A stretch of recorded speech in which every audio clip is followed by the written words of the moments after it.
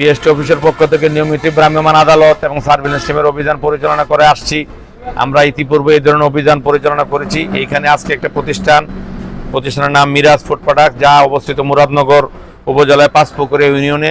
এই প্রতিষ্ঠানটিতে আমরা গোপন সংবাদের ভিত্তিতে আমরা কয়েকদিন যাবৎ রেকি করি এবং বিজ্ঞ নির্বাহী ম্যাজিস্ট্রেটের উপস্থিতিতে আজকে আমাদের এই অভিযান পরিচালনা করা হয়েছে। আপনারা দেখতেছেন বিপুল পরিমাণ শিশু খাদ্য, বড়দেরও খাদ্য আছে, যেরকম tomato sauce, jelly, soya sauce, fruit drinks, vinegar, artificial flavour drink, juice, এই পণ্যগুলো ওরা তৈরি করতেছিল এবং আমরা এই গোপন সংবাদের সত্যতা পেয়ে এই কারখানাতে অভিযান পরিচালনা করে বিপুল পরিমাণ প্রায় 1 ট্রাক পরিমাণ পণ্য আমরা জব্দ করে নিয়ে এসেছি।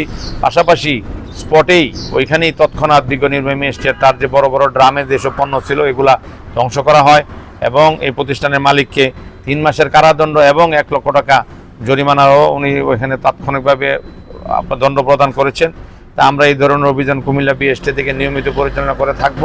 পাশাপাশি আমি আপনাদের এই মিডিয়ার মাধ্যমে একটা অনুরোধ করতে যাচ্ছি, আপনাদের প্রতিবেশী স্থানে কী ধরনের পণ্য মানুষজন করে একটু সজাগ দৃষ্টিতে আপনারা দেখতে পারেন। পাশাপাশি বিএসটিতে এই ধরনের কোনো অভিযোগ পেলে আমাদের কাছে তথ্য প্রদান করুন। আমরা তৎক্ষণাৎ এটাকে ভ্রাম্যমাণ আদালত অথবা সার্ভিলেন্স টিমের অভিযানের মাধ্যমে আমরা যথাযথ ব্যবস্থা নিতে বদ্ধপরিকর। এই ক্ষেত্রে শুধু অভিযান এবং ভ্রাম্যমাণ আদালত এবং সার্ভিলেন্স টিমের অভিযান করেই এই বিপুল পরিমাণ জনগোষ্ঠীর মধ্যে খাদ্যে ভেজাল প্রতিরোধ করা সম্ভব নয়। দরকার সবার সচেতনতা এবং আমাদেরকে তথ্য প্রদান করে সহযোগিতা করার জন্য সবাইকে অনুরোধ করছি।